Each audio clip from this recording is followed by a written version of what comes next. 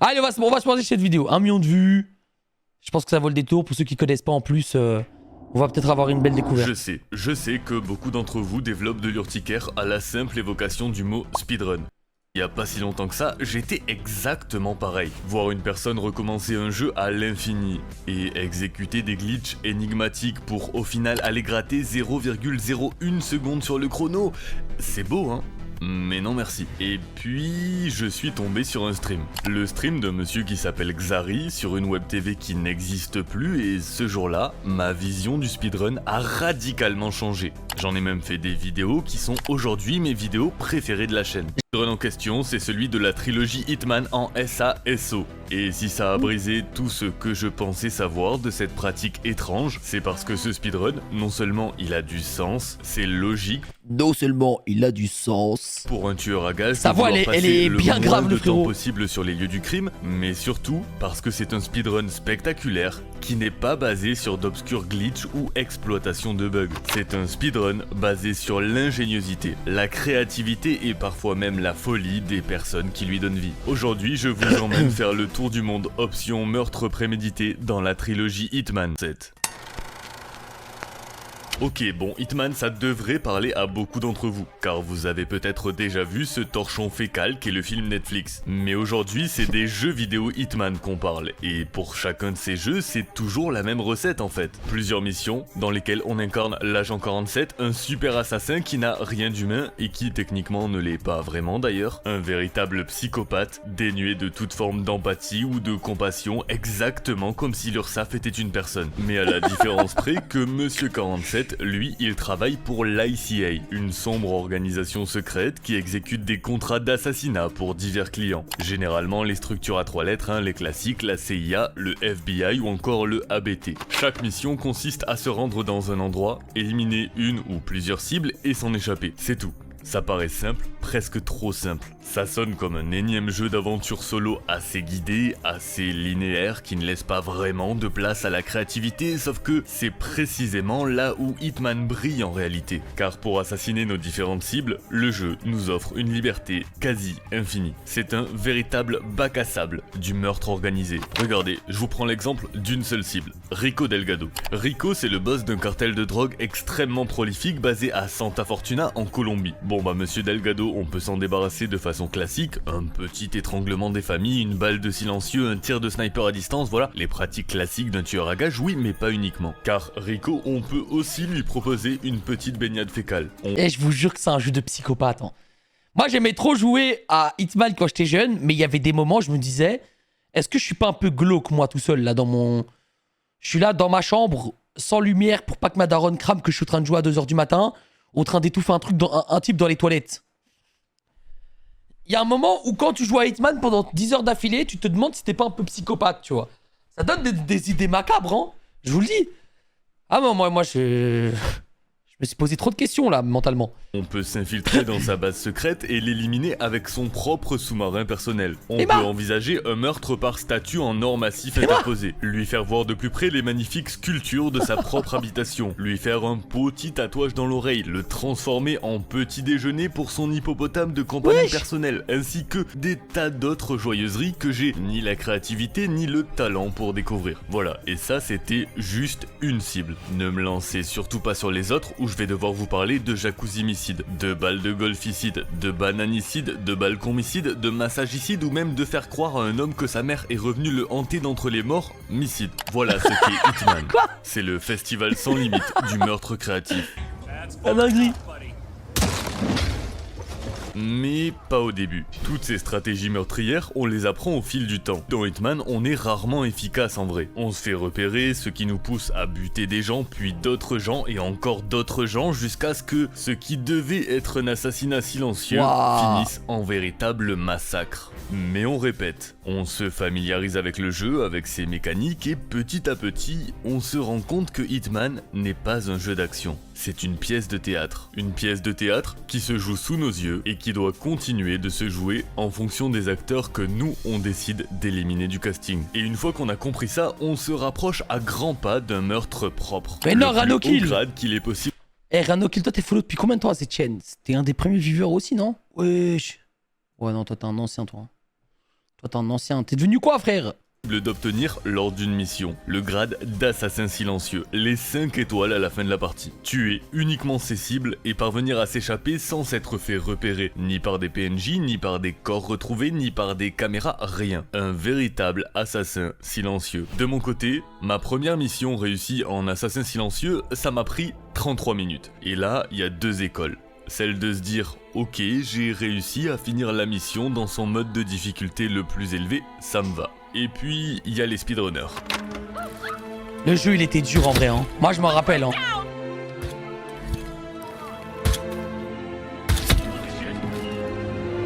C'est important, Rado Kill, c'est bien.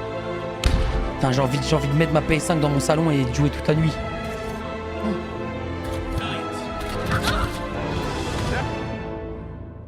Eh, quand même, la tête que tu dois avoir pour speedrun Hitman, frère, sors de chez toi, prends une douche, je sais pas, hein.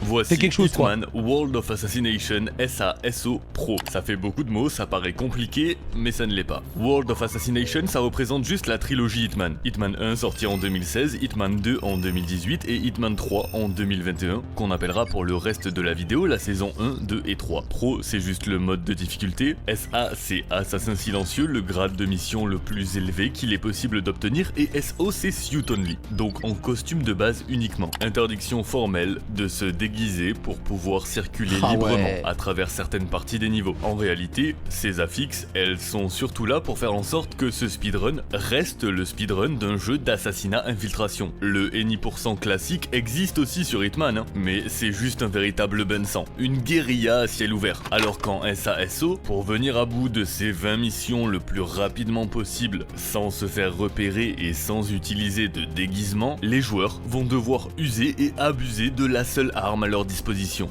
leur cerveau. Et je crois qu'il est temps pour moi de vous présenter les techniques et stratégies psychotiques qui ont été utilisées pour pouvoir terminer l'entièreté de ces 3 jeux en moins de 20 minutes. Et pour ça, je vais devoir vous proposer d'embarquer dans un véritable tour du monde de l'assassinat. Attends, 20 minutes, mais j'ai pas capté, c'est sur quel Hitman? Ou c'est juste un... C'est lequel? Parce qu'il y en a 4, je crois. Attachez vos ceintures de sécurité, il fait 25 degrés dans la cabine, moins 12 dans la soute, heure d'arrivée prévue dans 10 secondes, juste le temps... Terminer les 3 en 20 minutes? En moins de 20 minutes? Arrête. Ah ouais, non, c'est nimp. Pour moi de remercier et créditer tous les speedrunners et créateurs qui m'ont servi de ressources pour cette vidéo. Leur nom s'affiche actuellement à l'écran, leurs liens sont dans la description et je vous prenez cette liste, prenez le Death Note, notez tout là. invite sincèrement à les découvrir. Messieurs, dames, la Combo Airlines vous remercie de votre confiance. Nous sommes arrivés, premier arrêt, Marrakech. Ouais, Marrakech! C'est mon pays, ça!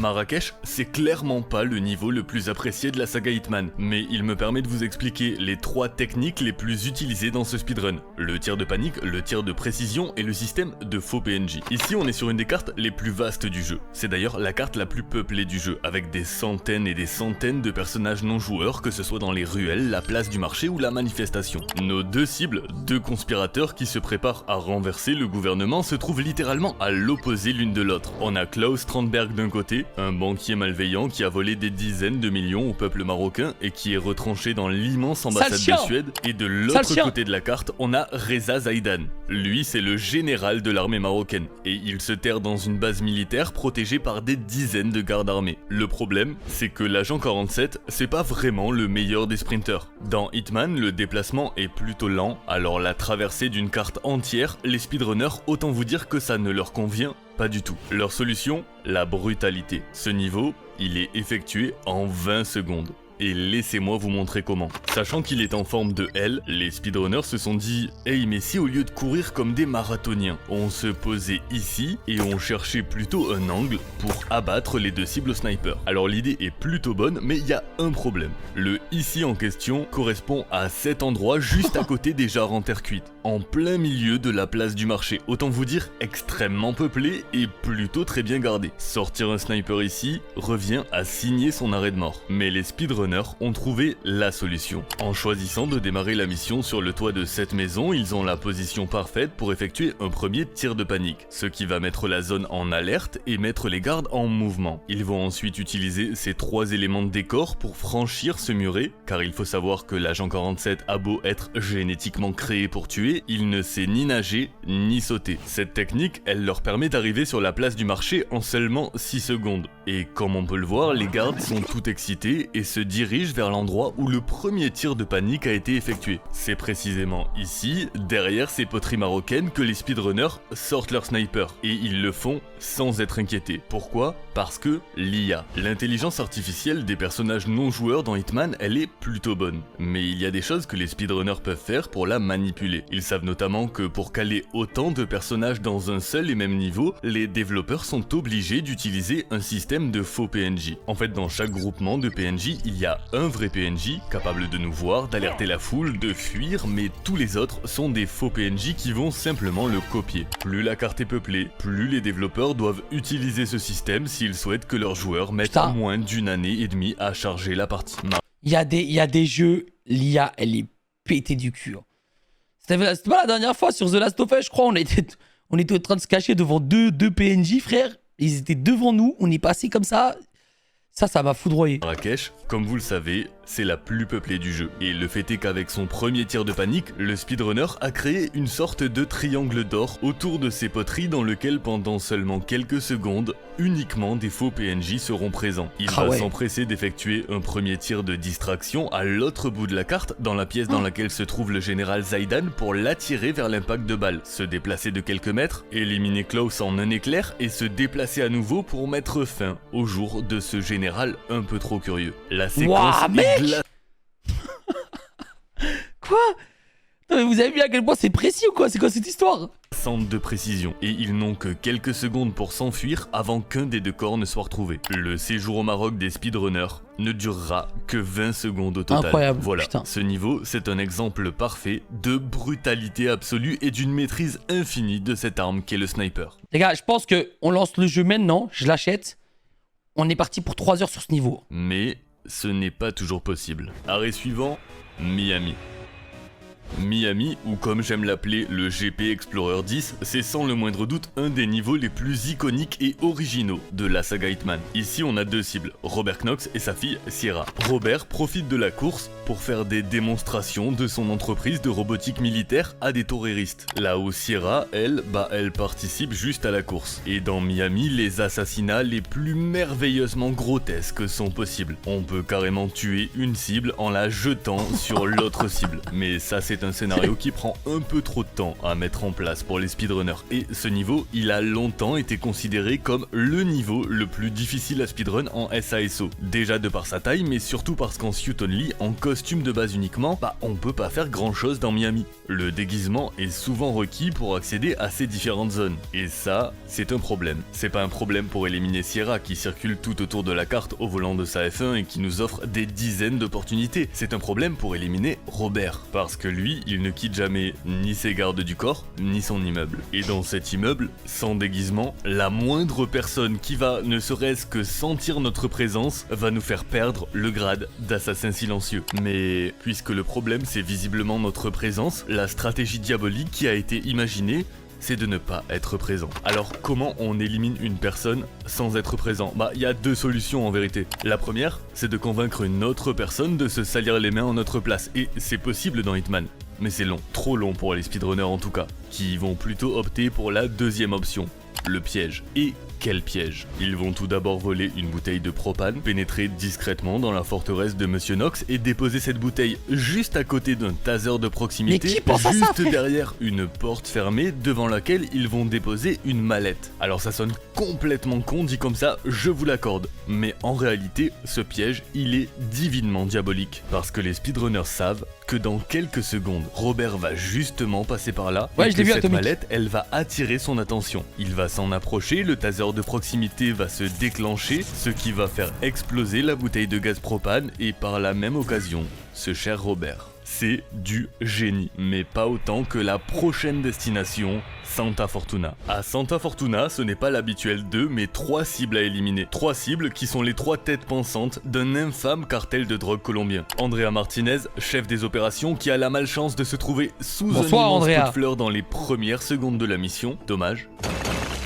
Le maniaque Rico Delgado, qui est le chef du cartel et qui, sur un timer assez précis, se balade juste à côté de ces buissons, qui sont un petit peu une zone morte, puisque les gardes n'y patrouillent pas souvent, et vont mettre longtemps avant de retrouver le corps, mais le problème dans ce niveau, c'est la 3e cible, Jorge Franco, qui lui est le chef de la production. Et je crois que l'assassinat de ce monsieur, c'est le moment précis où je me suis rendu compte que, ouais, l'ingéniosité des speedrunners n'a vraiment aucune limite. Pourquoi? Parce qu'il fut un temps, et c'est plus le cas aujourd'hui, je le précise, mais où la stratégie la plus rapide pour terminer ce niveau était basée sur le transit intestinal de Monsieur Franco. Je vous explique, en fait, il patrouille tout autour de cette zone très bien gardée. Mais le problème, c'est que ce vieux monsieur n'est plus en très grande forme. Faut croire que vérifier la marchandise, ça doit pas beaucoup aider. Et du coup, il a une chance tous les 3 pas de s'arrêter net dans sa patrouille pour tousser. Et ça, c'est de l'aléatoire. Le mot que tout speedrunner redoute. Parce que ce que ça veut dire, c'est qu'il va soit effectuer une patrouille très rapide, si l'animation est très peu, voire pas du tout déclenchée, soit très lente, si l'animation se déclenche tous les 3 pas. De notre côté, quand on arrive dans sa zone, il pourra soit se trouver près de nous, soit à l'autre bout de la carte. Mais pour ça, les speedrunners ont trouvé la solution. Et la solution,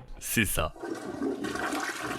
C'est des chiottes. Ouais, c'est des chiottes. Alors ça doit pas être très clair pour le moment, mais en fait, plutôt que de devoir se déplacer vers un Franco imprévisible, les speedrunners ont eu l'idée de le faire venir à eux. Comment? Eh bien avec ceci. Ce pistolet, c'est le Seeker, et il est particulier. C'est un pistolet qui ne tue pas. À la place, il injecte une dose de diarrhée aiguë, je ne sais pas comment le dire autrement, et lorsqu'un personnage est touché, il va directement courir vers le WC le plus proche. L'idée, c'est de l'utiliser sur Franco pour décider de son déplacement, en le forçant à se rendre vers le WC en question. Mais il y a un problème. Si on fait ça, Franco va aller dans ces toilettes-là, juste en face de 2 gardes, et ça c'est tout sauf optimal. Et c'est ici que les speedrunners ont dû étudier le fonctionnement des WC dans Hitman pour continuer à repousser les limites du jeu. Ils ont découvert qu'en fait, lorsqu'une cible est malade, elle se rend vers le WC le plus proche, oui, mais s'il est occupé, la cible va se rendre vers le second toilette le plus proche. Donc en utilisant le Seeker sur ce garde, il va se diriger vers ce WC qui sera désormais considéré comme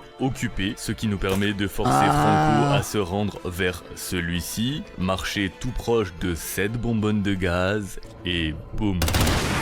Ce qu'il faut comprendre en fait, c'est que ce genre d'histoire complètement folle, ce ne sont pas des exceptions dans le speedrun de la trilogie Hitman. Regardez, dans Mumbai, il fut un temps où la... C'est vrai qu'en vrai, moi j'ai joué à Hitman, je me posais pas plus de questions que ça, quoi. Genre si je pouvais tuer le type qu'on devait tuer, je me disais pas qu'il y avait 30 000 solutions, qu'il y avait moyen de le tuer de 20 manières différentes, quoi. Vraiment, genre c'était devant moi, je le tuais, et puis voilà, quoi. Je me posais pas plus de questions. Stratégie pour éliminer Vanyasha consistait à voler une batterie de scooter et une pièce de monnaie, puis les jeter dans une grosse flaque d'eau en sachant pertinemment que dans quelques dizaines de secondes, Vanya va emprunter cette route, être attiré par la pièce et électrifié par la batterie. Dans la crique de Whittleton, l'une de nos cibles, c'est Janus, un ex-espion du KGB. Et Janus, il ne quitte littéralement jamais sa maison. Le jeu encourage vraiment une infiltration, que ce soit pour l'empoisonner, pour lui rendre une petite visite médicale de courtoisie, ou pour lui faire voir de plus près sa jolie sculpture du parti. Mais problème, une infiltration, c'est trop long dans un speedrun. Mais on se rend compte que Janus, il est aussi très malade, et qu'à cet endroit précis de la carte, on a juste ce qu'il faut de vision sur son réservoir d'oxygène. On se rend compte qu'un premier tir de sniper va percer cette bonbonne qui va libérer du gaz, et qu'un second tir de sniper va l'enflammer et provoquer un malheureux accident. C'est pas grave, Espérit. Bienvenue dans Colorado. Et non, vraiment, dans Colorado, ils sont allés beaucoup trop loin pour finir ce niveau le plus rapidement possible. Et on peut les comprendre, puisque Colorado, c'est simple, c'est le pire niveau du jeu. 100% des PNJ sont des gardes armés, c'est plat, les déguisements sont quasi identiques, il y a assez peu de façon originale de tuer ces cibles, et en plus, il faut en tuer 4. L'idée des développeurs derrière Colorado, en fait, c'était d'en faire le niveau le plus difficile du jeu. Et c'est un des rares ratés d'Hitman, puisque c'est juste devenu devenu le plus ennuyeux. Voilà, ça a toujours été considéré par les joueurs comme un niveau qui ne permet pas d'être très créatif. Et maintenant, laissez-moi vous montrer comment les speedrunners ont prouvé à tous les autres joueurs qu'en fait, ils n'avaient juste rien compris au jeu. Quand on cherche à éliminer des cibles le plus vite possible, l'idéal dans Hitman, c'est de ne pas avoir à bouger. Le déplacement c'est plutôt long et les speedrunners veulent l'éviter au maximum. Pour ça, ils essaient généralement de trouver des endroits qui leur permettent d'avoir la vision sur plusieurs cibles. Et c'est le cas de Colorado, puisqu'ici précisément, il existe un spot qui leur permet d'abattre 3 des 4 cibles. Enfin,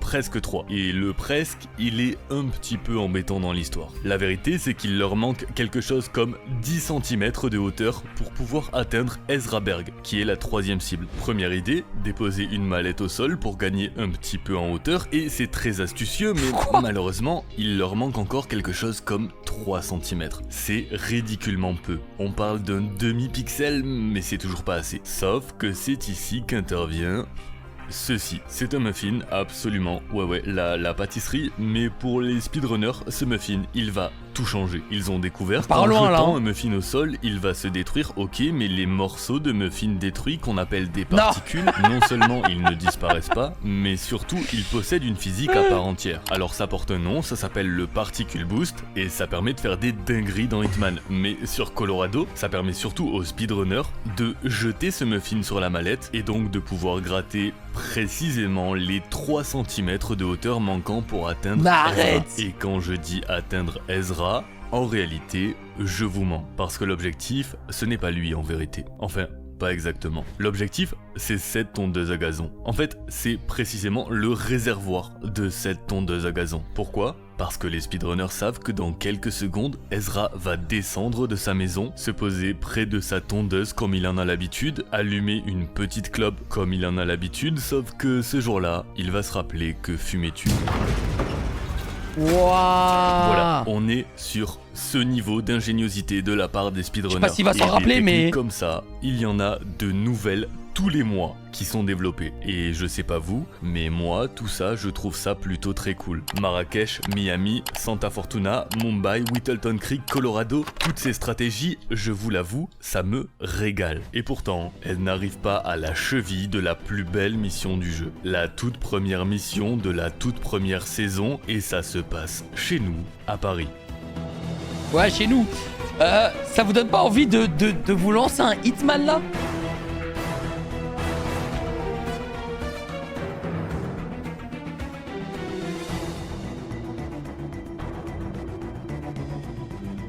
Ça me donne envie de lancer des muffins Voici sur une valise. Paris, et c'est une mission plus que symbolique pour la saga Hitman. En fait, en 2012, IO Interactive sort Hitman Absolution, et le jeu, c'est un désastre. Les ventes sont catastrophiques, et le jeu porte le déshonneur sur la licence Hitman. Sauf que IO, ils ont pas envie d'abandonner l'agent 47. Et 4 ans plus tard, en 2016, ils ont envie de se rattraper en créant un nouveau jeu complet doté de 6 missions. Un jeu qui serait digne de faire revivre la saga, sauf qu'après cette clim, ils n'ont juste pas les fonds. Leur idée, ça va être de proposer des préventes avec une seule mission disponible. Et si les joueurs sont séduits, ils pourront préacheter le jeu pour financer le développement des missions suivantes. Il leur fallait tout miser sur un seul niveau, une seule chance de prouver qu'après le naufrage que fut Absolution, l'agent 47 en avait encore dans le ventre. Ce niveau, ce sera soit la fondation d'une trilogie prolifique, soit le point final d'une licence légendaire. Et bon Dieu, ce niveau, quel chef-d'œuvre!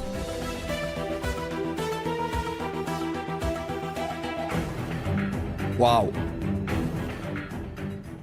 Dans Paris, on doit s'occuper de Victor Novokov et sa petite amie Dalia Margolis, qui, sous couvert d'un business prolifique dans la haute couture, gère en réalité une agence de renseignement top secrète et top illégale qui s'appelle Yago et qui tient des enchères à travers le monde pour revendre des documents classifiés extrêmement sensibles. Ces deux cibles, c'est les deux archétypes de cibles dans Hitman, qui demandent deux approches très différentes. Victor est ce qu'on appelle un roamer. Il se déplace constamment et interagit avec plusieurs autres personnages. C'est un type de cible qui encourage la traque, qui encourage à le pister pour analyser ses habitudes, son parcours et ses préoccupations. Daria, quant à elle, c'est l'inverse, c'est un dweller. Elle reste dans une zone très limitée et n'en sort jamais, ce qui va forcer l'infiltration dans ce manoir parisien, et d'ailleurs ce manoir, parlons-en. Il y a deux types de cartes dans Hitman, les cartes dites en coquille d'escargot et les cartes dites forteresse. Ici, on est sur l'exemple typique d'une forteresse. Un bâtiment colossal dans lequel il va falloir pénétrer et se frayer un chemin pour éliminer ces deux cibles, alors que notre seule clé d'entrée, c'est un vulgaire carton d'invitation.